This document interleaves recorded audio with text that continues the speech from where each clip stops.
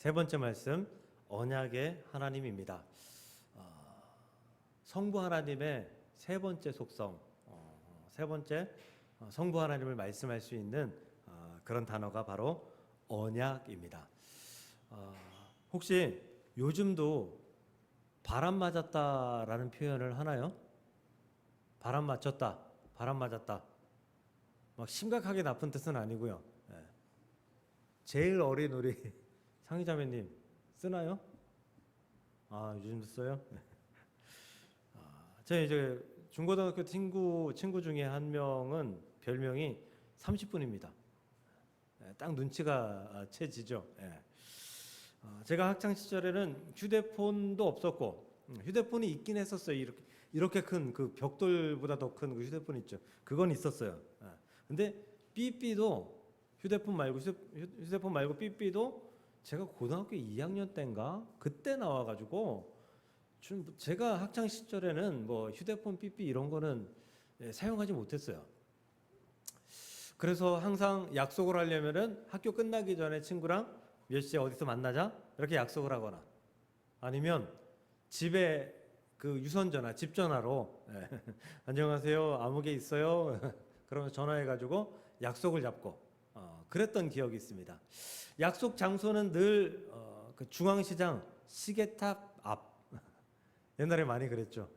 그래서 저희 고향 그 중앙시장 시계탑 앞에는 많은 사람들이 그 약속을 기다리면서 서 있는 사람들이 굉장히 많이 서 있었어요. 근데 그 30분이라는 친구는 약속을 하면 매번 30분 정도 늦게 옵니다. 저는 약속하면 좀 목숨 걸는 스타일이거든요. 항상 5분 전, 10분 전에 나갑니다. 안 그래도 아무리 늦어도 그냥 정각 전엔 갑니다. 근데 이 친구가 30분 늦게 오니까 저는 한 40분 기다리는 거잖아요.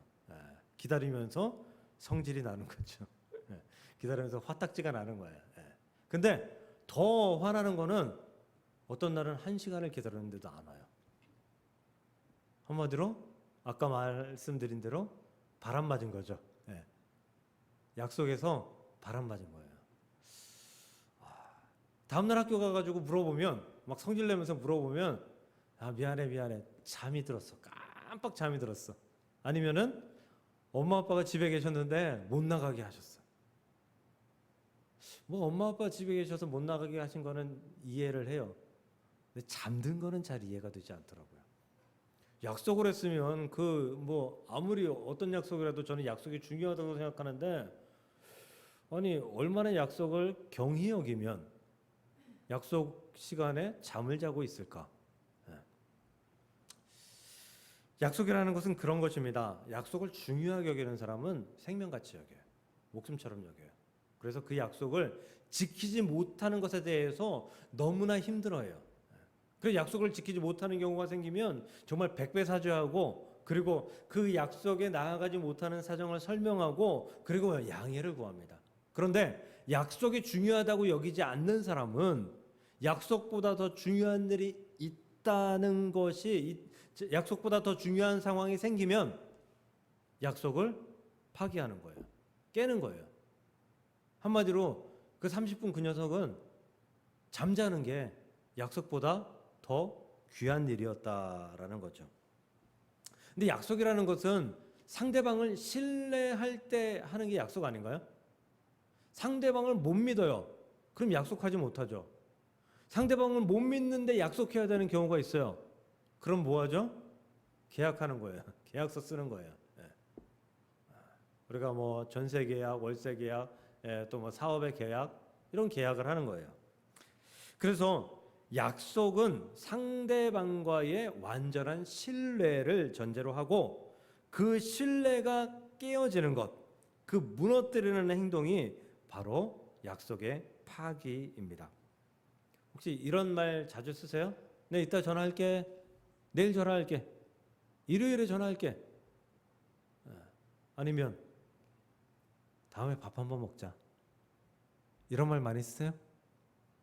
우리는 술은 안 먹으니까 밥 한번 먹자. 저도 많이 쓰는데요. 저는 전화할게, 밥 먹자 그러면 거의 100% 지키는 편이에요. 상대방이 안 지키는 경우들은 많아요. 저는 거의 지키는 편이에요. 제가 정확히 기억이 나진 않는데 어떤 TV 프로그램을 보는데 한 연예인이 나와서 자기는 누가 밥 먹자 집에 놀러 와라 그러면은 무슨 수를 써서라도 밥을 먹고 집에 놀러 간대요. 그 사람한테는 그 약속이 너무 소중한 거예요. 그 사람을 만날 수 있는 기회가 너무 소중한 거죠. 그런데 우리는 밥 한번 먹읍시다라고 하는 게 그냥 하는 말로 너무 많이 쓴다라는 거죠. 그래서 다음에 밥 한번 먹자라고 하는 말을 헤어질 때마다 그 사람하고 만나서 헤어질 때마다 그 이야기를 해요. 하나님은 우리에게 그렇게 약속하시지 않습니다. 하나님은 그 약속을 성경의 표현대로 언약을 생명과 같이 여기십니다. 하나님의 언약은 사정에 따라 변하지 않습니다. 피곤하다고 힘들다고 무슨 일이 있다고 해서 절대 변하지 않습니다. 하나님의 언약은 믿을만 합니다. 믿을 수 있고 그리고 반드시 믿는 자에게 유익한 일이 생기는 줄 믿으시길 바랍니다. 더구나 하나님은 우리가 그 하나님의 언약, 약속 가운데 거하여서 그 안에 들어와 살기를 원하십니다. 우리가 하나님의 약속 가운데 들어가 살 때에 하나님은 예비하신 은혜와 축복을 우리에게 내리어 주시기 때문입니다. 그 하나님을 바로 우리는 언약의 하나님이라고 부르는 줄 믿으시길 바랍니다. 오늘 창세기 17장을 통해서 언약의 하나님에 대해서 다시 한번 듣습니다. 이 말씀을 통해서 우리에게 깨달아지는 은혜와 결단할 수 있는 도전이 있기를 주님의 이름으로 간절히 축복합니다. 성경은 창조, 타락, 구속, 구원이라는 흐름이 있습니다. 그 어떤 것도 이 흐름에서 벗어나지 않습니다.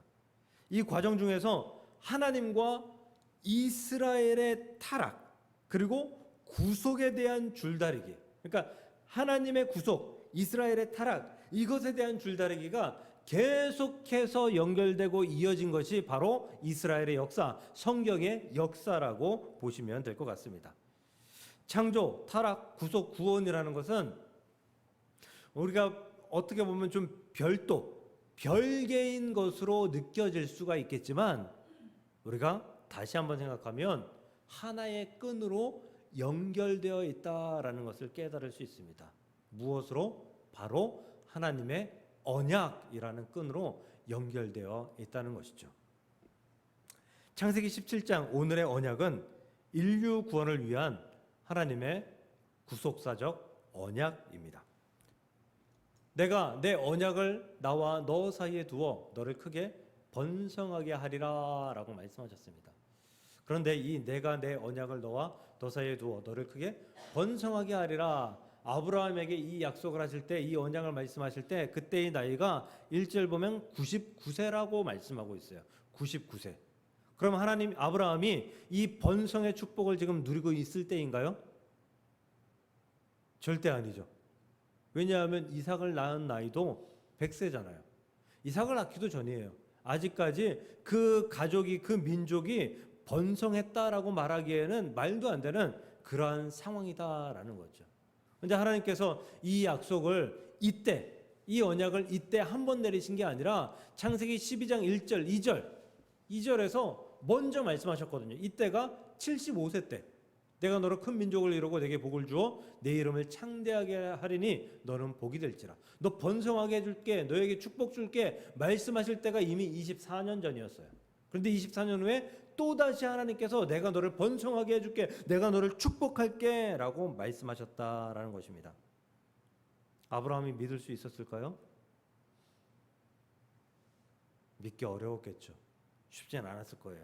그런데 하나님은 그 언약을 믿기를 소망하는 마음으로 말씀하셨습니다. 뭐예요? 아브라함이 하나님의 언약 안으로 들어오기를 하나님이 기대하셨다라는 거죠. 그 언약 안에 들어와, 언약 안에 들어오면 내가 그 언약했던 모든 것들을 다 너에게 이루어 줄게 라고 말씀하셨던 거죠. 그리고 아브라함은 그 언약 안에 들어갑니다. 정말 성경 그 어디에도 아브라함보다 순종을 많이 했던 사람은 없을 거예요. 심지어 아들을 번제로 잡아 죽이려고까지 했었잖아요. 그러니 그 언약 안에서 살아가기 시작합니다. 그리고 우리는 잘 알잖아요. 아브라함이 번성의 축복을 누렸다는 것. 아브라함은 민족을 이루게 됩니다. 이삭을 낳고요. 또 이삭이 야곱을 낳고요. 야곱이 요셉을 낳고 그러면서 엄청난 번성의 축복을 이루는 것을 봅니다. 또 그것을 민족의 축복이라고 이야기할 수 있죠. 4절 너는 여러 민족의 아버지가 될지라. 그런데 이스라엘의 아버지가 될지라 이건 이해를 해요. 근데 여러 민족이래요. 여러 민족. 하나님이 이미 역사를 주관하시는 하나님이기 때문에 이미 그 역사를 알고 계셨던 거예요. 그 불순종하고 타락하고 그런 민족들을 통해서 또 다른 역사들이 이루어질 거다라고 알고 계셨던 거예요. 그래서 아브라함의 씨로 말미암아 처음에는 이스라엘 백성, 이삭을 통해서 이스라엘 백성들이 이루어지죠. 그리고 에돔 족속, 에서를 통해서 에돔 족속이 이루어지죠. 또 하갈을 통해서 낳은 아들 이스마엘을 통해서 아랍 족속들이 이어지죠. 아랍 족속들은 여러 민족들이 있습니다. 그리고 미디안, 스바, 드단 등 아브라함의 씨로 말미암아 이루어진 민족들이 계속해서 생겨납니다. 즉 하나님은 아브라함을 통해서 그 언약을 이루셨다라는 것입니다. 믿으십시오. 하나님의 언약은 반드시 이루어짐을 믿으시길 주의 이름으로 축복합니다. 그러나 이 번성의 축복보다 더 중요한 축복을 오늘 말씀 7절에 말씀하십니다. 내가 내 언약을 너와 너 및 내 대대 후손 사이에 세워서 영원한 언약을 삼고 너와 내 후손의 하나님이 되리라. 아브라함 너 번성하게 해줄게. 이것으로 끝나지 않아요. 하나님은 영원히 아브라함 씨가 있는 그 영원한 생활 속에서 하나님께서는 그 번성과 축복이 넘쳐나게 하는 역사를 내가 이루어 줄게 라고 약속하셨다는 것이죠. 후손을 책임져 주겠다라고 말씀하신 거예요. 그렇기 때문에 하나님은 아브라함의 가문, 이스라엘의 역사, 그 역사를 구속사적으로 언약해 주셨다라고 말씀할 수 있는 것이죠. 하나님은 이 구속사적 언약을 소중하게 여기셔서 이스라엘을 언약 가운데에서 계속해서 책임져 주십니다. 이사야 40장 8절입니다. 푸른 마르고 꽃은 시드나 우리 하나님의 말씀은 영원히 서리라. 이게 베드로전서의 말씀에도 인용이 되죠. 푸른 마르고 꽃은 시드나 우리 하나님의 말씀은 영원히 서리라. 그 영원한 약속의 말씀으로 말미암아 이스라엘 이 백성들을 하나님께서 반드시 지키리라 하는 고백을 이사야 선지자가 행한 것임을 믿으시길 바랍니다. 하나님의 언약은, 하나님의 약속은 반드시 이루어짐을 믿으시길 주의 이름으로 축복합니다. 다윗도 그렇죠. 사무엘하 7장에서 나단 선지자가 나와서 이렇게 말씀합니다.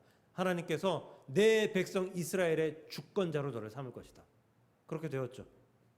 하나님께서 내 이름을 위대하게 하겠다. 또 동시에 모든 원수에서 벗어나게 하겠다.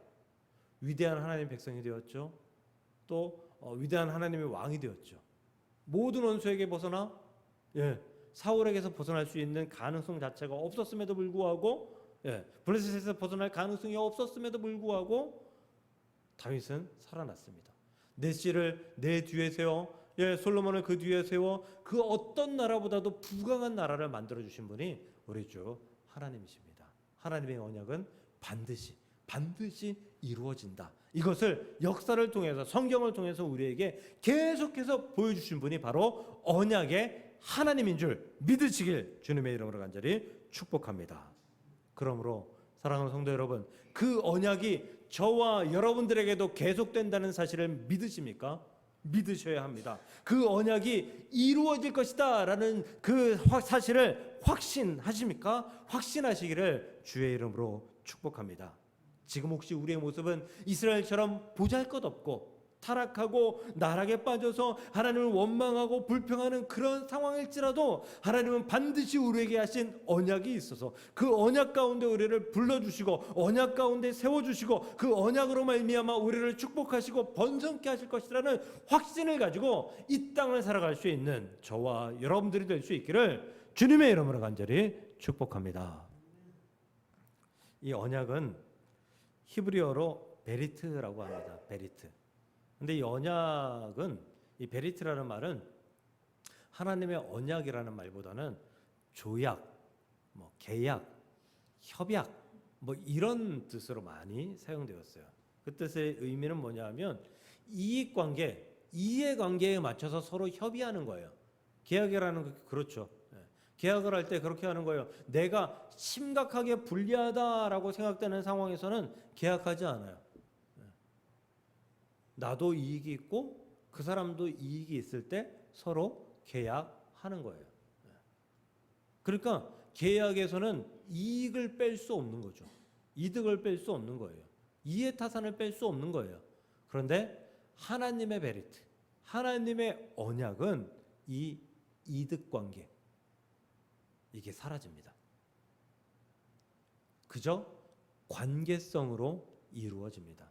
무슨 말이냐 하면 지난주에 하나님의 두 번째 속성 아버지 하나님이었잖아요. 하나님께서 우리의 아버지 되는 관계가 됨으로 말미암아 하나님은 우리에게 이익관계, 이해관계를 따지지 않는다라는 거예요. 그 언약을 지키시는데, 그 언약을 행하시는데, 그 언약을 우리에게 주시는데 심각하게 하나님께 불리한 언약을 우리에게 주셨다라는 거예요. 우리는 믿기만 하면 되죠. 믿기만 하면 됩니다. 물론 믿고 나서 헌신하고 충성해야 하지만 믿기만 하면 구원이 다가오고요. 우리가 헌신하고 충성하면 더 큰 것으로 갚아주시는 하나님을 우리는 경험하게 됩니다. 우리가 투자한 것보다, 우리가 드린 것보다, 우리의 고백보다 훨씬 더 큰, 비교할 수 없이 큰 것을 주시는 분이 우리 주 하나님, 아버지 하나님이시다라는 거예요. 즉 하나님의 언약은 우리의 아버지이시기 때문에 어떠한 이익도 취하지 아니하시고 우리에게 언약해 주신다라는 겁니다. 물건을 사면 AS 해주죠. 가전제품은 보통 1년, 자동차는 3년. 제가 전에 자동차를 샀는데 핸들 밑에 이렇게 길쭉하게 돼 있어서 바퀴 쪽으로 그 동력을 이렇게 그 핸들을 이쪽으로 움직이면 이렇게 하고 이쪽으로 가잖아요. 예, 그 전달하는 그 웜 기어라고 하는 게 있는데 그게 고장 났어요. 근데 그 차가 그 웜 기어 그게 리콜 대상이었거든요. 근데 몰랐어요. 그래서 고장 나가지고 가격이 얼마나 드는지 또 어떻게 고칠 수 있는지 살펴보다가 리콜 대상이었다라는 것을 발견하고 사업소로 찾아갔어요. 차를 끌고. 근데 리콜 기간이 끝났습니다라고 하더라고요. 리콜은 평생 해주는 건 줄 알았는데 아닌가 봐요. 끝났대요. 안 된대요. 네. 그러면 무상 AS 해주세요라고 했더니 3년 2개월이 돼서 안 된대요. 2개월이 더 지난 거예요. 2개월만 전에 고장 났으면 얼마나 좋았을까. 네. 부품 이거 교체하는데 수리하는데 얼마 들어요? 100만 원이 조금 더 든대요. 그 100만 원이 넘는 돈을 단 2개월 때문에 리콜을 못 들어가지고 고스란히 쏟아부었던 너무나 아까웠던 그런 경험이 있습니다. 제가 떼쓴다고 무상으로 해주진 않았을 거예요. 들어놓는다고 해서 무상으로 해주진 않았을 거예요. 그런데 우리 하나님은 아버지이시기 때문에 AS의 기간이 없습니다. 기간이 없어요. 평생 해주십니다. 우리 대한민국 부모님들 보면 알 수 있어요. 우리 대한민국 부모님들보다 하나님 아버지가 더 크신 아버지잖아요. 더 큰 사랑을 가진 분이잖아요. 이 대한민국 부모들이 자녀들 AS 해주느라 아주 평생 고생하십니다. 평생 고생하셔요. 2024년 작년 기준으로요. 19세부터 34세 19세부터 34세 청년들 중에서 무려 54.4%가 캥거루족이랍니다. 캥거루족이 뭔지 아시죠? 부모에게 용돈 다 쓰고 부모에게 매달려서 모든 것들을 공급받는. 예전엔 20살만 넘으면 독립하고 싶어서 안달이었어요. 내가 이 집구석 빨리 떠나리라.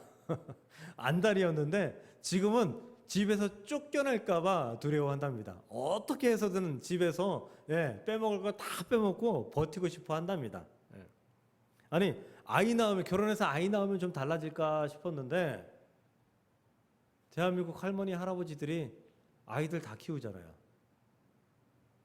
아이들 키우는 할머니 할아버지들이 수백만 명이래요. 근데 사실 손주들이 이쁘긴 이쁘잖아요. 저도 손주는 이제 몰라서 아직까지 몰라서 모르겠는데 정말 이뻐하시더라고요. 너무 예뻐하시더라고요. 예. 정말 자식을 낳고 키울 때는 바쁘고 정신없어서 몰랐는데 이제 좀 여유가 생기고 그러다 보니까 이 나 닮은 이 손주가 너무 예쁘대요. 너무 예쁘대요. 근데 잠시. 왜냐하면 그런 얘기 있잖아요. 너 밭에 가서 일할래? 애 볼래? 그러면 밭에 가서 일한다면서요. 애 보는 게 그렇게 힘들다면서요.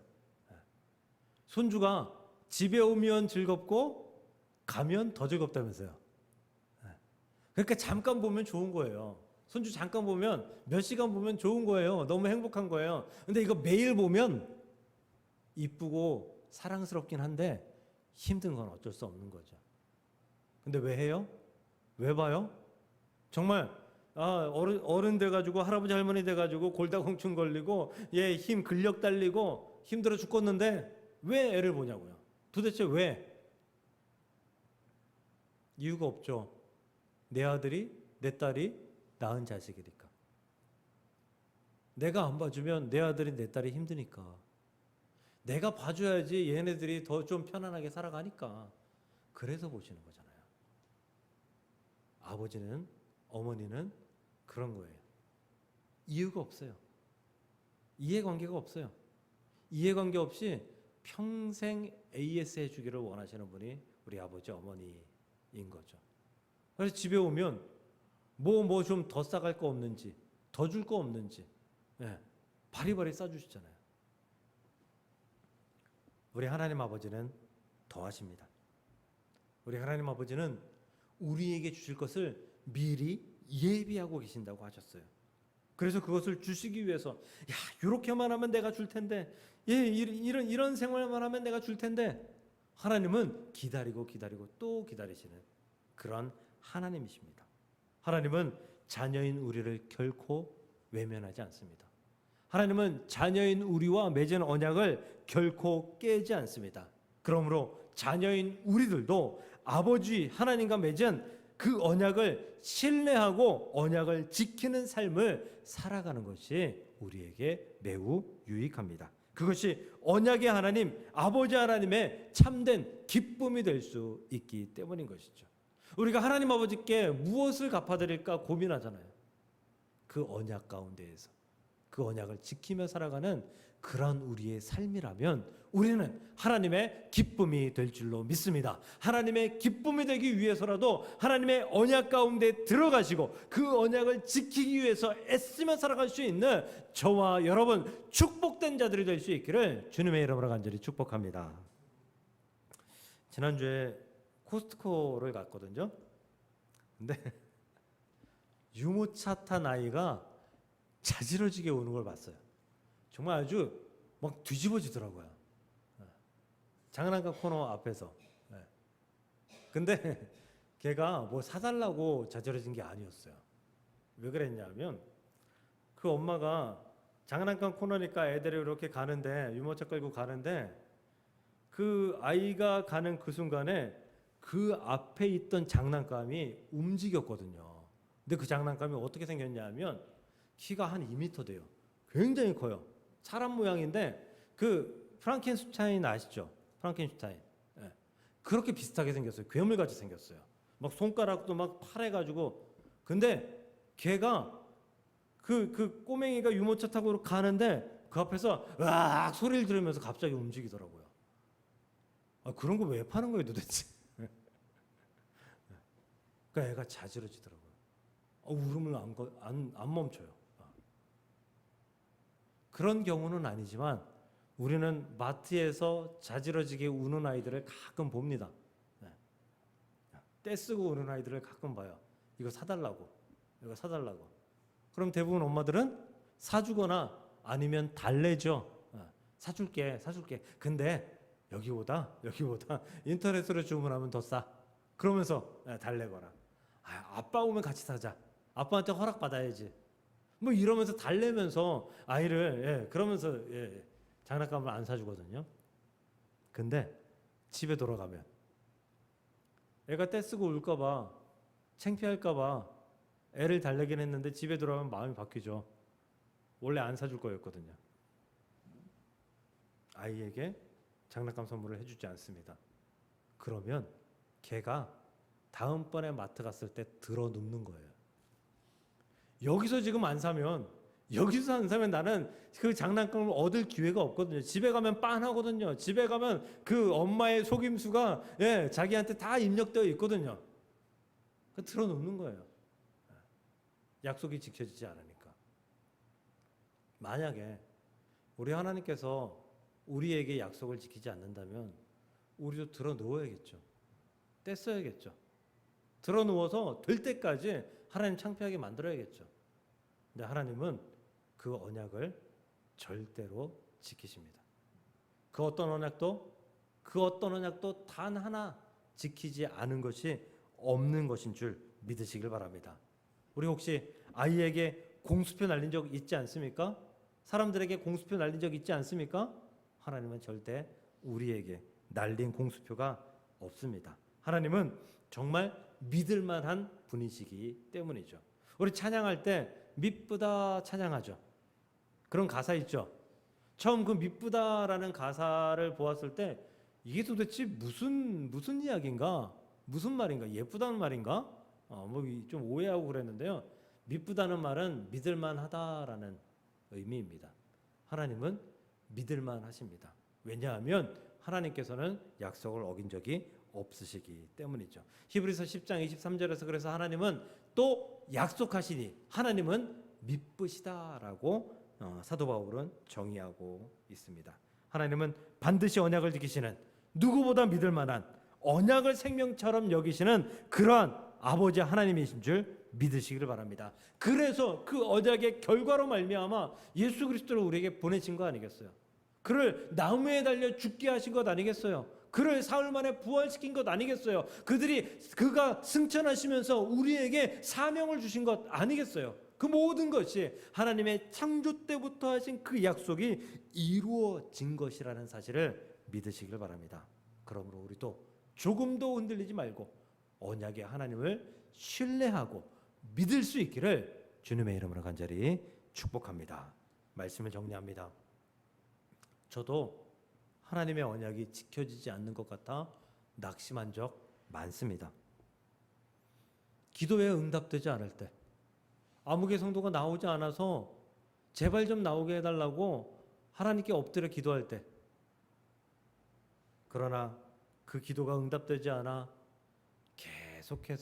계속해서 눈물이 날 때, 마음 상하는 일이 생길 때, 또 한때 교회에 재정의 문제가 있어서 재정이 어려워서 답답해서 기도할 때, 성도님들을 위해 기도하는데 그 기도에 대해 응답이 없을 때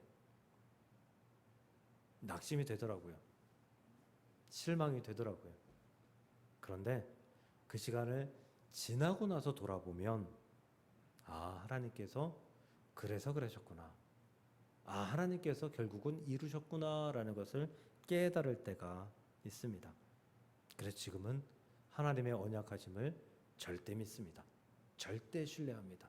하나님께서 내가 하나님을 원망하고 있을 때에도, 낙심하고 있을 때에도 내 곁에서 일하고 계셨고 언약을 지키고 계셨음을 경험했기 때문입니다.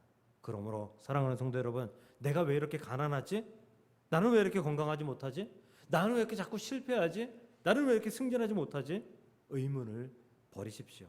그때에도 하나님은 여러분에게 하신 언약을 지키고 계시는 중이십니다. 그 언약의 하나님을 신뢰하고 그 언약 가운데 들어가서 그 언약의 하나님을 체험하며 그 언약의 하나님과 동행하는 귀한 삶을 살아감으로 승리할 수 있는 저와 여러분들이 될 수 있기를 주님의 이름으로 간절히 축복합니다.